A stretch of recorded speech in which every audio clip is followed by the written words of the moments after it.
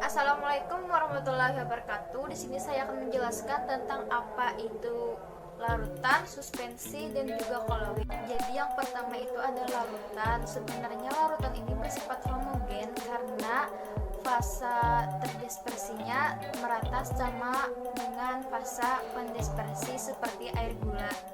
Kemudian yang kedua yaitu ada suspensi. Suspensi ini merupakan larutan yang bersifat heterogen, misalnya campuran larutan minyak dan air, di mana yang dibiarkan akan mengendap.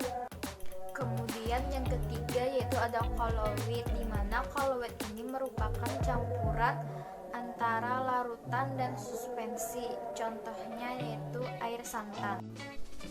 Kemudian selanjutnya di sini kita akan membahas tentang perbedaan antara larutan, suspensi, dan juga koloid.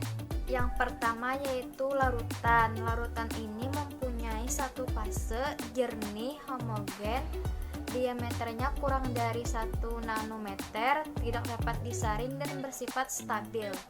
Sedangkan yang kedua yaitu koloid mempunyai dua fase, tak jernih, tampak homogen, mempunyai diameter 1 nanometer hingga 101 nanometer, tak dapat disaring dan umumnya stabil. Dan yang ketiga yaitu suspensi, yaitu mempunyai dua fase, tak jernih, bersifat heterogen, mempunyai diameter lebih dari 100 nanometer, dapat disaring dan tidak stabil. Yang pertama yaitu ada fase terdispersi padat, medium pendispersinya cair, dan nama koloidnya yaitu sol cair. Contohnya agar-agar, jelly, kanji, putih telur, dan cat. Yang kedua yaitu fase terdispersinya padat, medium pendispersinya gas, dan nama koloidnya yaitu aerosol padat. Contohnya yaitu asap, debu udara, dan asap knalpot. Yang ketiga yaitu fase terdispersinya padat dan medium pendispersinya padat juga. Nama koloidnya sol padat, contohnya stainless. Selanjutnya yang keempat yaitu ada cair ke gas, disebut aerosol cair, contohnya kabut, awan. Yang kelima yaitu cair ke cair, disebut emulsi, contohnya santan, susu, es krim. Dan yang keenam yaitu ada cair ke padat, disebut emulsi padat, contohnya keju. Kemudian gas ke cair disebut buih, contohnya ombak. Dan yang terakhir yaitu gas ke padat, disebut busa padat. Nah, selanjutnya saya akan menjelaskan tentang apa itu sol cair.